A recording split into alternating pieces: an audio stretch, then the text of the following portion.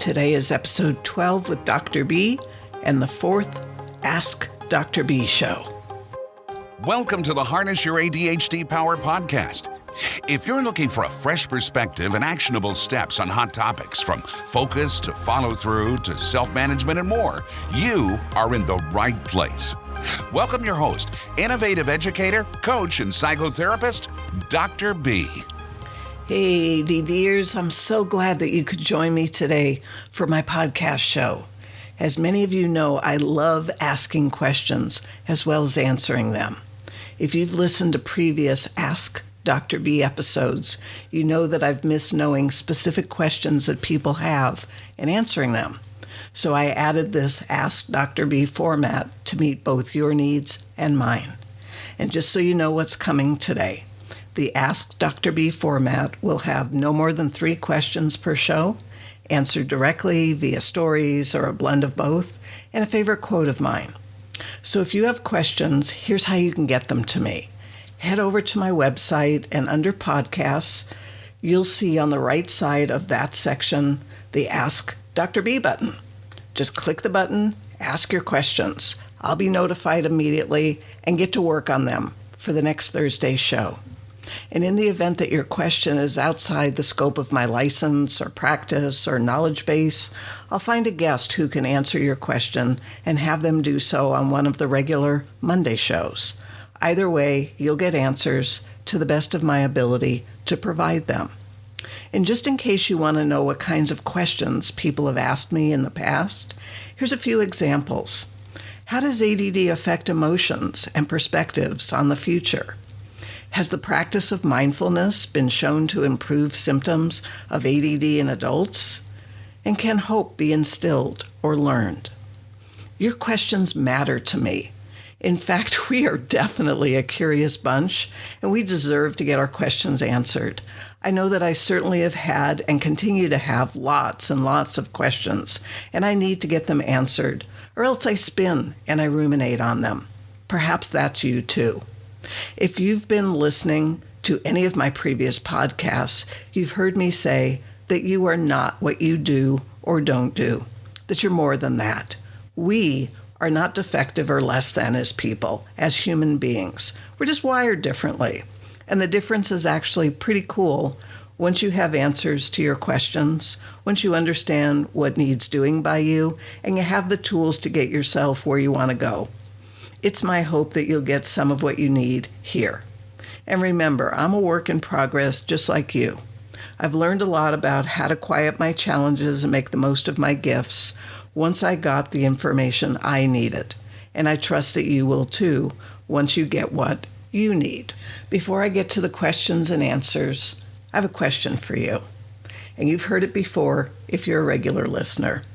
It's about your wins and your state of mind. I can't emphasize this enough. You are the meaning maker of your life. You say something is going to be very difficult for you to accomplish and feel certain that you're right, depending on the meaning you give to your abilities and the task. I talk a lot about wins. Why?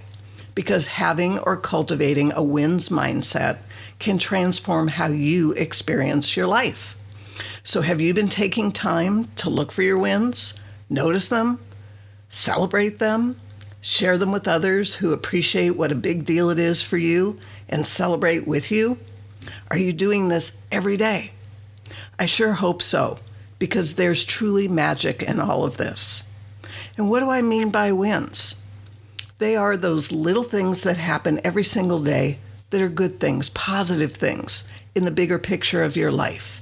And yet they go unnoticed, unacknowledged, and uncelebrated by you.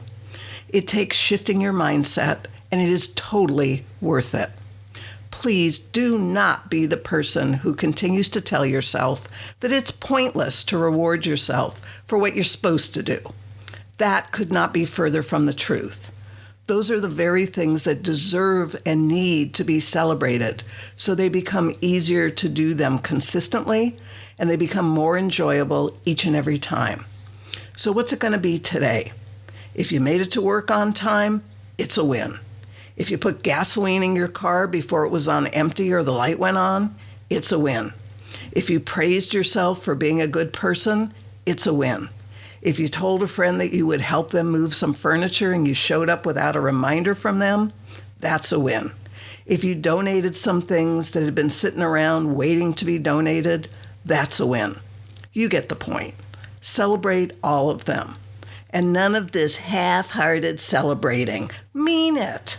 Exaggerate your emotions. Yes, wow, awesome. And certainly celebrate the big ones too. It's just that they happen less often, and so celebrating daily wins makes a difference faster in your life because of the frequency. Shifting gears now. Today's episode is all about answering the questions that you have about issues or challenges that you experience as an adult living with ADHD and offering you hope. How much time do we have? Not much. So let's get to it. Thank you to my listeners for today's questions on these 3 topics: techniques to raise self-esteem, learning to plan, and how I thank myself for being so loyal to myself and taking such good care of me. This podcast is sponsored by Pure Potential with Dr. B. You can head over to drbarbaracohen.com and find the podcast show notes, great free content from Dr. B, plus programs and services. That's drbarbaracohen.com. Now back to being an adult with ADHD in today's world. There's a lot of reasons why you have the questions that you do. It's possible that you have lots of misinformation, or you're missing steps, or strategies, or a philosophy, or an understanding of yourself well enough to make good decisions on your behalf. Everyone's reasons are different, and I'm grateful for the opportunity to be here to answer what I can for you. So I'm going to be sharing each question, share a little bit about the topic, offer my point of view about what I hear within the question, where it's appropriate, and my response to each question, which includes an action step to take. Yep, there's an action step for each question because just hearing an answer, it's not enough. You need to take action or nothing changes. So don't let yourself off the hook. You do have the ability to respond to your needs.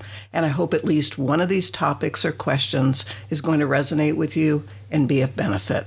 So let's keep going.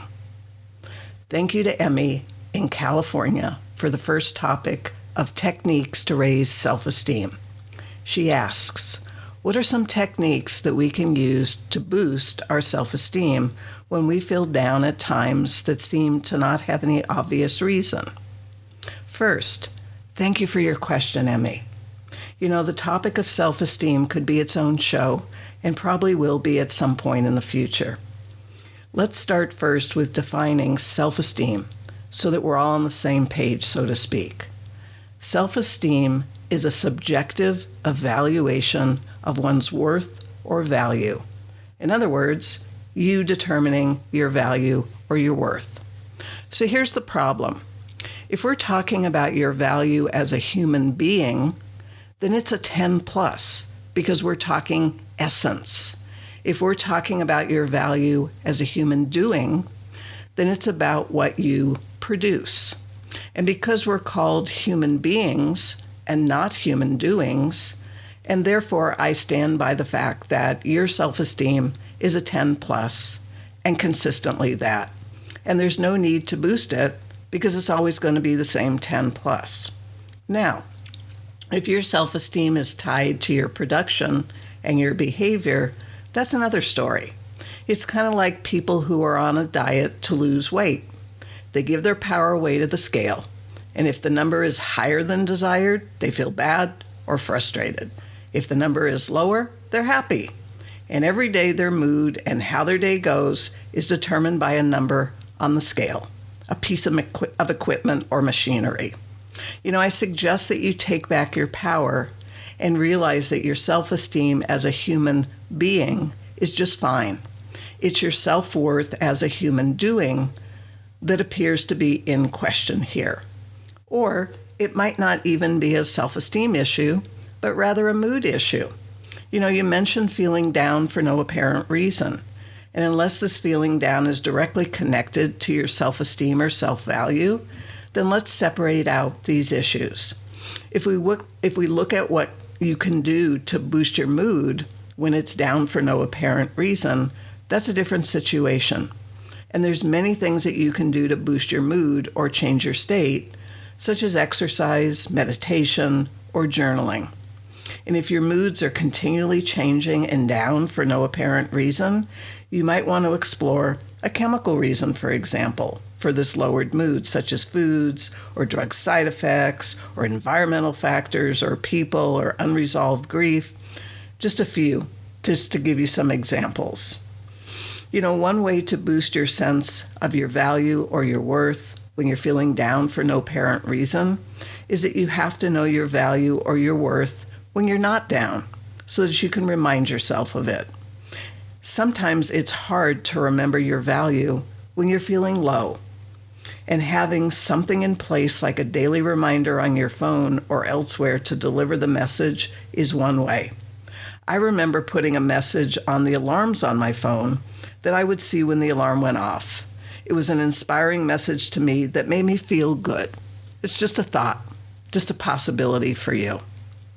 And if you don't have high self-esteem stashed away as your baseline, then you're really talking about pumping yourself up like a cheerleader rather than reminding yourself of something that you already believe but had lost sight of in that moment.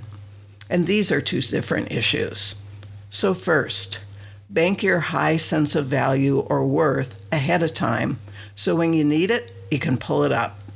And assuming that you have it banked, you want to remind yourself that your value or your worth needs to be based on who you are, the human being, not on what you've been doing, the human doing. Because you can still be a very valuable person, even going through hard times and not producing much.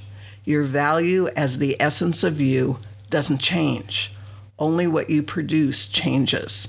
So it's human being 10 plus and human doing variable. So recapping your question of what are some techniques that we can use to boost our self-esteem when we're feeling down at times that seem to have no obvious reason? I would suggest that you get clear on what you think or base your self-esteem on, you or what you do. And if you, then your self-esteem is a 10 plus. And you are in a great place for every single day. If it's what you do, then it's going to fluctuate from day to day, and you need to get comfortable with that fact. I hope what I've shared has been of benefit. Transitioning to our next question. Thank you to Danny in California for the second question. He shares and then asks, as you know, learning to plan isn't really taught in grade school, high school, or at any other level. If you could redesign our school system, what things about planning and learning to plan would you include? And at what age or grade level would you include them? First, thank you for your question, Danny. Redesigning our school system is definitely a huge chunk. However, I'm going to stick with specifically what you asked about to make it a more succinct answer. I would start with whatever entry point into the educational system that there is. If that's preschool, then that's where I would start. However, I would encourage this learning much younger in the home rather than waiting for school. Planning for an outcome is such a fundamental and important skill. It's amazing that any of us get as far as we do in life without fully understanding or embracing this skill and its many subset skills. There's different kinds of plans to create throughout a lifetime. Savings plans, spending plans, playtime or play date plans, academic plans, dating plans, business plans. The possibilities are endless. Regardless of the plan, the basics are pretty much the same. I think of planning as for something outside of this moment in time, through time rather than in time. Since the only place in time that I have any control is in this moment in time. And if I want to have some control outside of this moment as to how things unfold, I need to plan for it. Here's an example for a child learning to plan. They need to be taught about planning for their play dates. They need to understand that play dates don't just magically happen. Rather, they're planned for. And until they learn how to plan for them, their parents or caregivers are doing the planning. So, what are they doing? Here's my example. The child and the parent have a conversation about having a play date. The child wants to have their friend come over that Saturday to go swimming. So they've now identified what the child wants to have happen that's outside this moment in time. It's in the future. And for it to happen, there needs to be a plan for it to happen. The parent is going to need to contact the friend's parents and ask if the child is available to come and swim on Saturday and if the child actually wants to come. If the answer is yes to both questions, then a time needs to be decided on and whether or not the children are going to have a meal together after their swim, depending on the time that they swim. It also needs to be decided about the transportation of the child's friend to swim. Will his or her parents be driving them over, or do they need to be picked up because their parents can't drive them? And will they also need a ride home? Additionally, how long will the play date with the friend be? 2 to 3 hours? Longer? Shorter? Whatever details and issues need to be raised and discussed and resolved needs to take place for the plan to be in place. So now we have the details of the plan. Next, we need the follow-through on the plan. The child actually needs to arrive to swim. Do the friend's parents need a reminder to bring the child, or will they do it on their own? And do any of the details need to be reconfirmed prior to Saturday? So that is one example of how it might go if the parents are the planners for the child. And if the child is going to learn to plan, they need to be taught all of the details that take place behind the scenes and the importance of each detail for the success of the play date. Certain details might be able to be left out, but others are essential for the play date to happen successfully. And in the beginning, the parents might give the child 1 or 2 of the details as their part of the planning process and review them with them as to how they need to do them. Seeing that the child can successfully take care of the 2 details on their own, the parent feels that the child is ready for a few more of the details and reviews how to do those so that the child, again, can be successful. This process continues until the child learns the entire process of arranging or planning a play date for themselves and doing it all successfully. This is a great boost for the child in terms of feeling good about their abilities to create successful outcomes for themselves. And this learning will certainly transfer over to other things throughout their lifetime for them to plan successfully. So how does this translate to learning to plan if you're an adult with ADHD and you never learned to plan as a child? Let's continue on. As an adult with ADHD, I learned that planning is essential, and so is the follow-through on what I plan. Otherwise, I could create the greatest plan, but never benefit from it because I didn't follow through for whatever reason. In its simplest form, I want something, and my plan is the way that I'm going to get what I want. I'll need to know what it is that it's going to take to get what I want, and this may require me to ask questions of people who have what I want and ask how they got it, or ask for suggestions of how I can get it. I have to step up and I have to ask, because if I don't know and I don't ask, I'm going to be stuck at this phase of the process and certainly not get what it is that I want. I need a map that shows me step by step how to get from here to there. And yes, you can take many, many different routes to a destination with a map, just like you can with a goal. Some are more direct, others are more scenic, depends on your preferences. Either way, for me, they show me the path to take, clearly laid out for me, and that's what it is that I need to follow. And unlike having a map to make a trip, if I want to take a trip to a personal goal, I have to be the one to create the map and decide if the route is going to be the fastest and most direct or the more scenic and relaxed route. And that's going to depend on why I want or need to achieve the goal. So like taking a trip, I have to pack for the trip. I need to know what it is that I need to take with me for that trip. weather conditions, activities, and such. This is part of my planning. I'm planning to be prepared to participate in the activities with the right clothes, equipment, and such. So getting clear about what a plan is and the purpose of a plan, for me, is the step-by-step process or sequence or structure that I'm going to follow to get from where I am to where I want to be in the time that I want to get there. That's the purpose of the plan for me. There's an additional factor, and those are the saboteurs, if there are any, that is. There might be emotional factors that are going to get in the way of the plan that I made. And despite the fact that my plan is solid and my motivation is high, my saboteurs might be strong and I might get derailed. So what do I mean by saboteurs? Things like not keeping my word to myself and allowing myself to choose again and not do what it is that I said I would do when I said I would do it. Another might be, I don't feel like it. Both of these have their roots in the immaturity factor of adult ADHD, in my opinion, if that hasn't been addressed yet. Our childlike or youthful nature can be endearing at times and a nightmare at other times. The way I handle saboteurs is that I plan to address them in advance, meaning that I create rules for myself to live my life by, principles or guidelines that are there to guide me to have the life that I want and have planned for. I have committed or vowed to live by them and not violate them. I know that if I don't live according to those guidelines, then I'm not going to get the life that I want or I planned for, and it's just that simple. And like a child, I get two choices.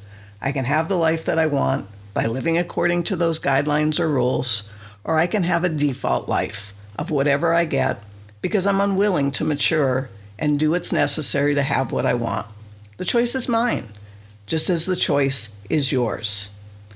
How do I create a plan? And how do I know how long it's going to take to get from here to there? Great questions. Continuing on. I typically create a plan by reverse engineering it. That means that I imagine that I've already reached my goal. And from that time in the future, I ask myself, what did I do yesterday that made it possible for me to reach my goal? And then ask about the day before, and the day before, and the day before, and so on.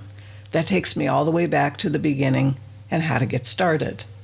I use images and tangibles because it makes the plan and the journey much more real for me. I love working with Duplos, which are kind of like large Legos. That's what I enjoy working with. So recapping your question of, if you could redesign our school system, what things about planning and learning to plan would you include? And at what age or grade level would you include them? I would start in the home and certainly in preschool. I would have teachers and parents model for the kids how it is that they do things successfully, so the kids can learn what happens behind the scenes and in the thinking part of the planning and the follow-through process. I would also recommend that the teachers and parents be there for support and encouragement as they're showing the kids the planning and what it is that they need to do to help them to be successful. I hope this has been of benefit. Transitioning to our next question. Thank you to Sarah in California for the third question. She asks and shared, I'd like to hear you describe more of how you thank yourself for being so loyal to yourself and taking such good care of you. Specifically, the words you use and the ways that you show gratitude to yourself at the end of the day when you've stayed on track and gotten the big annoying things out of the way, like a good adult. Sometimes when I do this, then at the end of the day, I sit with myself at dinner and just feel silent towards myself, like grateful I am to have been taken care of, but like a silent, tired parent towards myself. I guess I just don't know how to say or show thanks to myself as much as I should. First, thank you for your question, Sarah.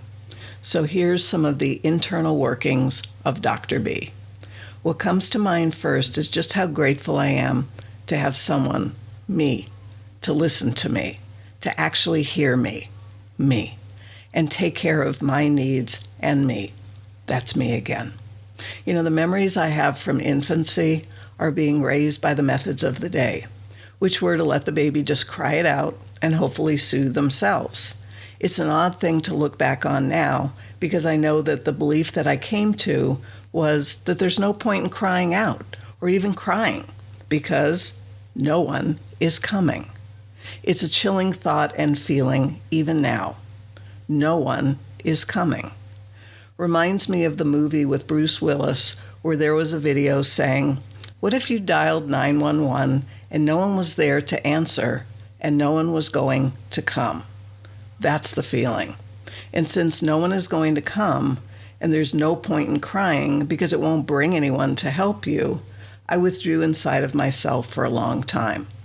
It was a sad time for me, realizing that no one was going to come and be there for me in the way that I needed them to be, which was just to have a little bit of comfort or reassurance. And it wasn't that my parents were bad parents. It's not that at all.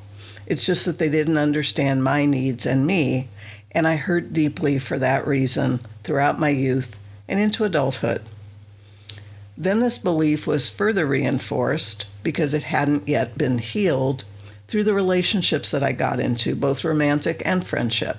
I had needs, and those needs went unmet. I felt so unsupported and uncared for or not cared about. Again, very painful times. I guess it was through all that pain that I came to the realization that if no one is going to come, that is from outside of me, and that someone does need to come because I do have needs that need to be attended to, that someone is going to need to be me. I came to realize that as I learned more about my needs and how I could meet them, that things that I had needed or wanted from others that they couldn't or wouldn't give to me, that I could meet those needs myself. And this gave me new hope for a better life for me, with me as my parent and my nurturer.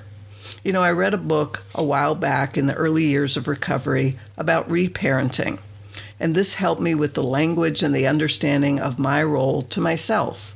I also studied myself in terms of my reactions to others' voice tones and words, and what tones and words made me feel certain ways. This taught me about how I would need to speak to myself and the words that I would need to use in order to generate the same or a similar feeling for myself from myself. My hope continued to grow with each new discovery that I made for my own happiness and my own well-being. So that's a little bit of the backstory of what brings me to today and how I am with me. When I read how you feel at the end of the day, tired and perhaps feeling spent by all the effort it took to meet your needs that day, it made me really sad. It reminds me of the sterile disconnect of a parent and child who just haven't bonded in love yet. And that is deeply sad. At the end of the day, after I've spent whatever time is needed to take care of myself and my needs, I feel so grateful. I'm grateful that I made the commitment to myself to care for myself, to listen to myself, to hear myself, and attend to myself with absolute love. I love myself, and since love is an action word, I'm showing myself love throughout the day. It's a wonderful feeling to feel taken care of, to feel listened to, and more importantly, to feel heard. I don't ever worry that I won't be there for me, or to take care of me, or actually hear me. I'm the most important person to myself, and my needs have to come first, while considering the needs of others and the needs of other parts of me in the bigger picture.